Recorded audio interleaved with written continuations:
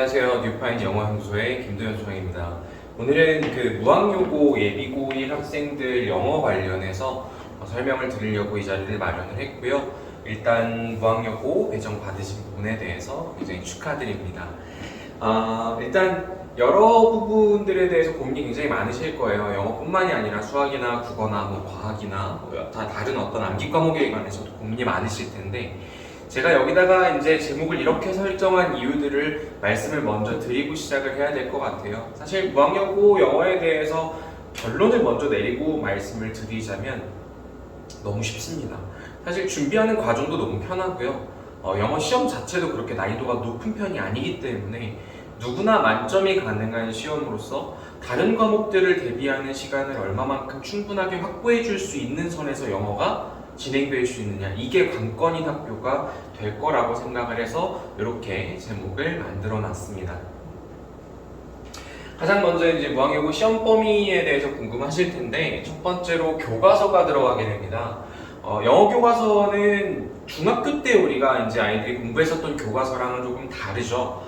이제 범위가 굉장히 많아져요. 그러니까 중학교 때 배웠던 교과서 3개 단원 전체량이 고등학교 때 배우게 될 교과서 전체량, 그러니까 1개 단원 정도라고 생각을 해주시면 될 것 같은데, 그래서 보통 이제 한 2개 단원 정도가 시험 범위에 들어가는 고등학교다라고 한다면, 우리 아이들이 중학교 때 공부했었던 공부량의 그 교과서 한 과가 이제 요만큼 한 장 이렇게 됐다면, 요것들이 3개과, 그래서 2개과가 정도 된다면 6개가 정도. 그러니까 중학교 때 이제 배웠었던 교과서 6개 단원 정도에 해당하는 양이 한 번 시험 범위, 교과서 2과 정도 반영하는 고등학교 시험 범위가 될 거라고 생각을 해주시면 좋을 것 같습니다. 자, 일단 특징이 뭐냐면, 부교재나 교과서 요런 2가지의 측면을 두고 봤을 때 사실상 요새 트렌드는 교과서보다는 부교재나 모의고사가 트렌드거든요. 보통 이제 다른 학교들 같은 경우에 서울 시내에 있는 모든 거의 대부분의 학교들을 조사를 좀 해봐도 사실상 교과서가 이렇게 많이 반영되는 학교는 흔치가 않습니다. 한두 개 정도 될 거예요. 근데 그 중에 하나가 이제 무학여고가 교과서를 굉장히 많이 반영하는 학교 중에 하나다라고 조금 보여지고 있고요. 현 트렌드랑 굉장히 다르다라는 점에 감안했을 때 사실 출제 비중도 비중이지만 문제를 내는 스타일도 교과서 중심으로 들어가기 때문에 시즌별 모의고사가 들어가는 부분들에 대해서도 사실 교과서 출제하는 그런 어떤 기조들이 좀 섞여 있다라고 생각을 해주시면 좋을 것 같아요. 두 번째로는 이제 시즌별 모의고사가 들어가는데요. 1학기 중간고사 같은 경우에는 이제 우리 아이들이 3월 24일에 보게 될 모의고사, 3월 전국연합 학력평가 내용이 들어가게 될 거고, 그리고 이제 6월 모의고사, 9월 모의고사, 11월 모의고사가 이제 순서대로 해서 학교 시험에 반영이 되는 추인데, 이런 부분들이 사실 일정에 따라서 좀 바뀔 수는 있어요.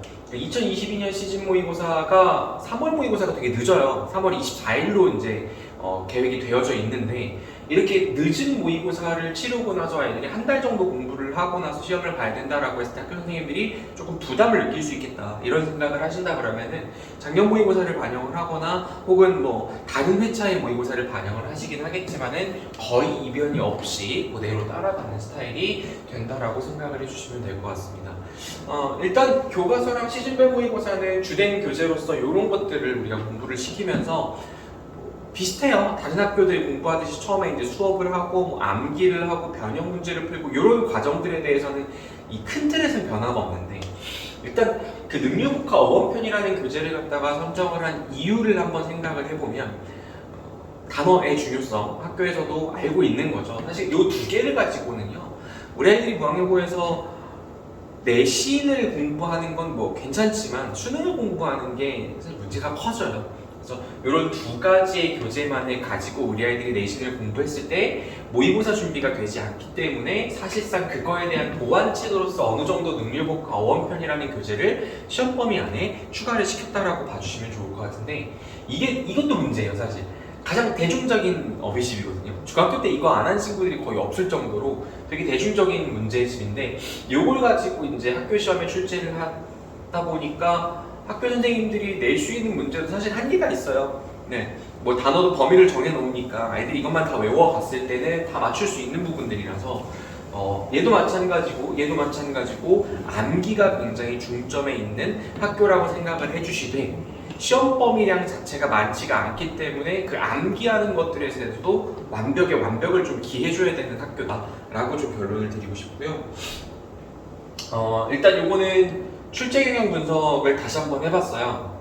교과서가 62%나 반영이 되는 학교입니다. 그리고 모의고사가 27%, 그리고 능률국화가 11% 정도 반영이 되는 학교인데, 이렇게 보시면은 여기에 이제 좀 나오고 있거든요. 1번부터 해서 거의 뭐 13번, 14번 요 정도까지 해가지고 다 교과서가 반영이 되는 객관식 문제가 나올 것 같아요. 근데 그 중에 좀 눈에 띄는 것들이요. 어법 어류에서 복수 정답을 요구하는 객관식 문제가 나와요. 이게 되게 올드하기는 하거든요. 뭐 감히 말씀드리지만 올드하긴 하고, 또 한 가지는 12번 문제 같은 경우가 속담 문제로서 이제 거의 퇴물이라고 하죠. 지금 모의고사에 반영되지 않는 유형의 문제인데, 이제 글을 읽고 나서 속담을 갖다가 이 글 전체에서 뭐 알 수 있는 어떤 교훈이나 이런 속담 같은 것들을 갖다가 골라라, 이런 모습을 보이고 있어요. 그래서 이런 것들을 모습 봤을 때 학교 선생님들이 조금은 경력도 좀 오래되셨고 문제를 내시는 데 있어서 되게 트레디셔널하게, 그러니까 보수적으로 이렇게 생각을 해주시면 좋을 것 같아요. 그래서 이런 문제들은 보수적인 공부를 통해서도 맞출 수 있으니까 전반적으로 우리 아이들이 영어라는 것 자체를 갖다가 공부를 하는 그 시간을 좀 늘려줘야겠다라고 생각을 하면서도 이런 부분들에 대한 솔루션은 너무 오랫동안 지금 쌓여져 온 거죠. 사실 그래서 이런 부분들을 공부하는 게 그렇게 오랜 시간이 걸리지가 않습니다. 그래서 그 다음을 한번 봐주시면은 14, 15, 16번 같은 경우에는 모의고사 문제, 18번까지 모의고사 문제고요. 능률국화 문제가 좀 있어요. 능률국화 문제들이 이만큼 반영을 하게 되는데, 이런 것들은 사실상 그냥 단순하게 어떤 단어의 뜻이 맞느냐 틀리냐에 대한 문제를 물어볼 수도 있겠지만은 문맥상의 어휘, 그러니까 능률국화라는 교재 안에서 문장을 줬을 때 그 문장 안에 이 단어가 뚫려 있는데 그 단어를 갖다가 뭔지 맞춰내는 거, 그런 문맥상의 어휘 문제를 조금은 내는 스타일입니다. 그래서 이런 것들로서 모의고사에 대한 대비를 좀 해주려는 그런 생각인 것 같고요. 서술형 문제에서도 드러나요. 교과서 문제가 서술형에서 4개가 나오거든요. 단순 빈칸, 단순 영작 2개가 등장을 하고요. 빈칸 채우기 문제가 등장을 하게 될 거고, 중요한 거는 모의고사 문제가 서술형 문제로 반영됐을 때예요. 이제 패러프레이징을 하는데, 패러프레이징이라고 하는 거는 어쨌건 간에 일단 본문에 나와 있는 단어가 있는데 그 단어랑 똑같은 의미를 지니고 있는 단어를 갖다가 골라라, 그런 식으로 해가지고 모의고사 형태의 패러프레이징 문제를 출제를 하는 케이스가 많습니다. 자, 그리고 또 한 가지는 요약문 빈칸이 있는데요. 이런 부분들은 충분히 예견이 가능합니다. 이제 제가 뒤에서 보여드리겠지만은 저희가 준비하고 있는 워크시트 안에서도 충분히 요약문 빈칸은 준비가 가능하기 때문에 이렇게 크게 어려운 문제라고 보시진 않으셔도 괜찮을 것 같고요. 자, 서술형 문제의 마지막에서는 시간이 관건인 빈칸 문제가 하나가 등장을 하게 될 거고, 또 한 가지 능률국화에서 외부 지문에 연계를 해서 우리 아이들이 외운 단어를 갖다가 이런 문장을 해석함에 있어서 반영을 할 수 있느냐 없느냐, 응용을 해낼 수 있느냐 없느냐에 대한 문제를 한 문제 정도 반영을 하게 됩니다. 그래서 전반적으로 사실상 우리 아이들이 전체 암기를 다 했을 때 못 맞춘다라고 생각할 수 있는 문제는 몇 개 안 되는데, 그 중에 하나가 12번 문제의 속담 문제, 혹은 서술형 5번 문제의 모의고사 패러프레이징 문제, 그리고 서술형 8번 문제의 능률국화 외부 지문 연계 문제, 이렇게 3개를 제외하고 나머지는 그냥 단순 암기를 통해서도 맞출 수 있는 문제들이라고 감히 예언을 좀 해볼 수 있을 것 같습니다. 뭐는 사실 단순 암기라고 해서 그냥 진짜로 그냥 그림처럼 암기를 하면 되는, 사실 그런 건 아니고요. 그러니까 내용이라든지 요지라든지 주장이랑 제목이랑 이런 부분들도 충분히 숙지를 한 다음에 그 다음에 필요한 부분들을 좀 외워줘야겠죠. 일단 영어 시험이 이 정도로 이렇게 어렵지 않게 나오다 보니까 등급 컷이 이렇게 나뉩니다. 거의 90점 밑으로 떨어지면 3등급 이상 받기 힘들다고 보셔야 돼요. 1등급이 이제 98점에서 100점, 2등급이 94에서 98점 정도로 형성이 될 거고, 89에서 94점이 3등급으로 형성이 될 겁니다. 항상 말씀드리지만 이런 부분들은 매년 조금씩 바뀔 수가 있는 부분들이기 때문에 확정할 수는 없고요. 당해 봤었던 그 시험의 난이도도 중요하겠지만 그해 보고 있는 아이들의 영어 수준이 굉장히 중요할 거거든요. 근데 올해 같은 경우에는 제가 느끼기에 무학여고에 굉장히 영어를 잘하는 친구들이 많이 갔어요. 그래서 이런 거 되게 손쉽게 맞을 수 있는 친구들인데, 이 친구들한테도 함정이 있을 수 있죠. 하나 삐끗하고 두 개 삐끗해서 실수해버리면 툭툭 떨어질 수 있는 시험의 등급 컷이기 때문에 혹은 시험의 난이도이기 때문에 되게 조심해줘야 될 문제인 것 같아요. 그러다 보니까 우리 이제 뭐 중학교 때 그렇게 두각을 드러내지 못했었던, 그러니까 조금 영어를 어려워했었던 그런 친구들의 경우에도 마찬가지로 100점을 목표로 공부할 수 있는 그런 기회가 될 수 있는 시험이 될 겁니다. 그래서 한 문제만 틀려도 2등급이 될 거고요. 적은 양의 내신 범위이기 때문에 전체 암기가 필요할 수가 있어요. 그래서 너무나 여고 아이들이라서 사실 전체 암기를 하는 거에 대해서 이렇게 막 부담스러워하는 친구들이 많지가 않거든요. 그래서 이런 부분들을 필요하다면 혹은 필요하니까 이런 부분들을 미리 좀 준비를 해 나가면서 아이들이 부담을 줄여서 나눠서 암기할 수 있도록 혹은 리마인드를 계속할 수 있도록 만드는 게 저희 이제 뉴파인 영어연구소의 장점이라고 볼 수 있을 것 같고요. 교과서에 충실한 전형적인 여고형이라고 제가 말씀을 드렸는데 사실 그래요. 이게 누구나 만점이 가능합니다. 여고형이라고 하는 거는 꼼꼼함을 요구하는 거, 아이들이 암기를 하는 거 뭐 좋다 이겁니다. 자, 암기를 해서 뭐 누구나 다 암기를 했지만은 디테일한 부분들이 조금 다를 수 있어요. 예를 들어서 주어를 갖다가 뭐 3인칭 단수의 주어로 만들어 놨으면은 동사에다 s를 붙여야 되는데 이 s를 붙이는 거를 깜빡한 거죠. 네, 그래서 그런 것 때문에 이제 이렇게 틀려버리게 되는 그런 것들을 자꾸 유도해낼 수 있는 그런 여고형 문제라고 생각을 해주시면 좋을 것 같습니다. 네, 저희 뉴파인 영어연구소의 내신 대비 전략은 이런 식이고요. 일단 간단하게만 설명을 좀 드리자면 깔끔한 정리가 가능한 워크시트예요. 시중에 떠도는 자료들이 굉장히 많습니다. 우리 아이들이 중학교 때 공부했었던 뭐 이모 회사라든지 이런 부분들은 어느 학원이나 가면 다 써요. 어느 전국 단위에 있는 학원이나 다 쓴단 말이죠. 이게 진짜 웃긴 게 똑같은 자료를 가지고 나서 똑같은 수업을 하는데 그럼 아이들이 좋아하는 선생님이 있는 곳으로 가가지고 영어를 가르쳐야 되느냐라는 결론밖에 안 나오거든요. 그러다 저기 착안을 하다 보니까 우리 아이들이 조금 더 효율적으로 공부할 수 있는 방법, 그리고 실질적으로 모든 아이들이 똑같이 공부를 했을 때 똑같은 점수가 나올 수밖에 없는 건데 그 안에서도 좀 더 효율적으로 그리고 더 능률적으로 공부할 수 있는 방법에 대한 고민이 굉장히 많이 했고요.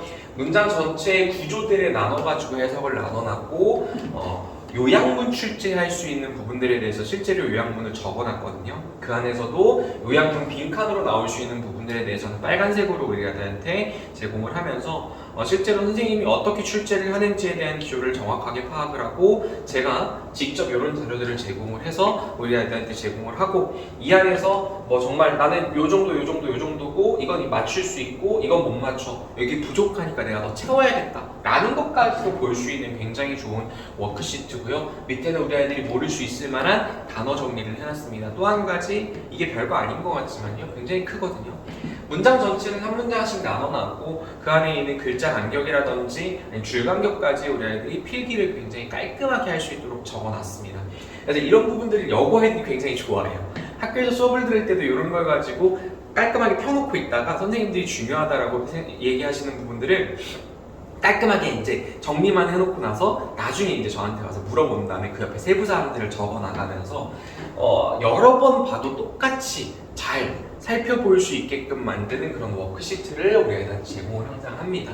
그리고 또 한 가지 초고효율의 암기 전략인데요. 이게 무학핏 암기지라는 이름을 붙였어요. 그래서 핏이라는 이름을 붙인 이유가 무학여고에서 출제를 하고 있는 실제로 출제를 할 수밖에 없는 문장들이나 표현 같은 것들을 빈칸으로 뚫어놓고 나머지는 거의 대부분의 것들을 갖다가 양자택일로 넣어놓거나 그냥 단순 빈칸 넣기로 넣어놨습니다. 그래서 이런 것들이 인터넷에 떠도는 자료들 보면은 뭐 어떤 거 양자택일 먼저 하고 어휘 나오고 어법 고치고 뭐 빈칸 채워가지고 그 뒤에는 이제 영작하고 뭐 어순 배우라고 이런 식으로 해서 다 똑같아요. 어디나 다 똑같습니다. 근데 요거를 한 페이지 안에 줄여 놓음으로써 우리 아이들이 계속해서 볼 수 있게 부담이 조금 줄죠. 사실 근데 이 부담스럽거든요. 딱 보면은 근데 이런 걸 갖다가 계속해서 누적을 해가지고 암기를 하고 다음번에도 한 번 더 해보고 하면서 최소한 처음 이제 시작한 진도 안에서 이제 이런 문제들, 이런 어떤 워크북 같은 것들을 최소한 한 4-5번 이상은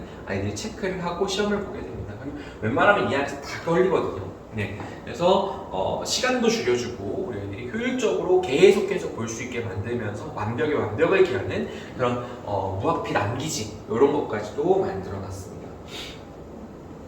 네, 그리고 3월 달에 1, 2주차 같은 경우에는 교과서 수업이랑 암기를 시작을 할 거고요. 교과서 비중이 굉장히 높은 학교이기 때문에 이 부분들을 먼저 시작을 해야 되고, 그 이후에 3주차에 아마 학교에서 이제 시험을 보게 될 거거든요.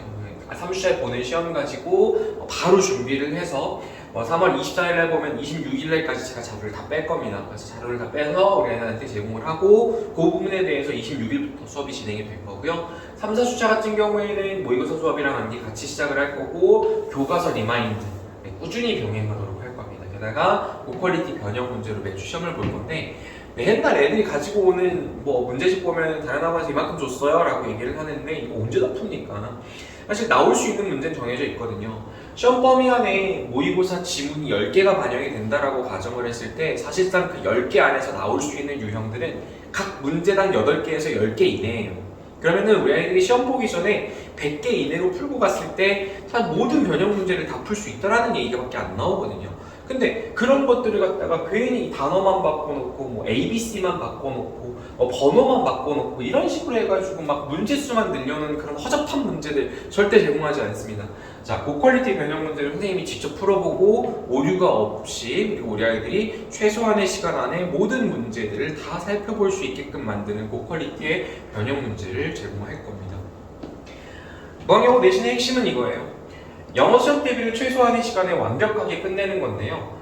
우리 애들이 영어 공부만 해야 되는 것들이 아니거든요. 그래서 오랜 시간을 투자한다라기보다 적당하게 완벽을 만들어낼 수 있는 시간을 강사가 투자를 해서 그런 부분들에 대해서 우리 애들한테 만들어주는 거, 그게 가장 이상적인 학교라고 생각을 하고요. 미리 준비하면 얼마든지 편하고도 완벽하게 100점이 나옵니다. 또 한 가지, 진짜 무분별하게 인터넷에 떠도는 자료들 이런 걸로 비효율적인 공부를 하면 안 됩니다. 왜냐면은 수업은 정말 그렇게 오래 가지 않아도, 그러니까 많지 않은 양을 갖다가 시험 범위에서 공부를 하는데 그거 가지고 지금 오래 끌 게 아니거든요. 네, 오래 끌지 말고 일단 컴팩트하게 나오는 것들만 봐주셔도 괜찮을 것 같다. 자, 수업도 중요하지만 깔끔하게 여러 번 볼 수 있는 암기지랑 선별된 변형 문제 제공을 해야 되고, 이런 부분들로 공부했을 때 하루에 1시간에서 2시간 정도 공부를 하고 꾸준하게 한 달 이상만 공부를 해준다라고 했을 때에는 사실상 무학영어에서 그렇게 어렵지 않게 1등급 받을 수 있을 거라고 말씀드릴 수 있을 것 같습니다. 전 이건 좀 싫어요. 지금 계속 제가 영상에서 말씀드리는 스타일을 좀 보셔서 아시겠지만은 사기치고 싶진 않아요. 적중률 이런 거 운운하면서 눈속임 절대 안 하겠습니다. 제가 진짜 만약에 100% 모든 문제들, 출제되는 모든 문제들 토시 하나 안 틀리고 다 맞췄다라고 한다면 제가 플랜카드 하나 걸겠습니다. 저희 학원 앞에서 플랜카드 하나 걸기 전까지는 사실상 적중률 운운하지 않겠습니다. 이건 아이들이 알아요. 저 선생님이 짚어준 데서 다 나왔다라는 거 아이들 입에서 돌거든요. 그러니까 제 입으로 그걸 얘기한다라는 거는 제가 스스로 부끄럽다라는 거예요. 제가 해줬던 문제도 내가 이거 하나 해줬네, 2개 해줬네, 근데 이걸 뻥튀기 해야겠다라고 광고성밖에 안 되거든요. 아이들 입에서 저 선생님이 얘기해주는 건 다 나와 라는 얘기가 나오는 그런 어떤 강의들, 그런 걸로써 준비를 하겠습니다. 사실 이 내신범위랑 시험 난이도랑 4과목의 현황 같은 것들을 같이 고려를 해야만 입시를 준비하는 고등 강사들의 어떤 역량이 최대한으로 발휘될 수 있고, 우리 아이들이 대학에 잘 가는 거에 초점을 둔 영어 수업을 할 수 있지 않을까라고 생각을 항상 하고 있습니다. 일단 무학여고는 개강일이 화요일이 될 거거든요. 그래서 3월에 개강을 할 거고, 화요일날 5시부터 9시까지가 수업이 되는데, 이후에 1시간, 10시 전까지는 수업이 가능하니까요. 이후에 1시간은 우리 아이들이 못했던 숙제라든지 부족했던 암기 같은 것들을 피드백을 하고, 모르는 부분들에 대해서 질문을 받아줄 수 있는 시간으로 마련을 했고요.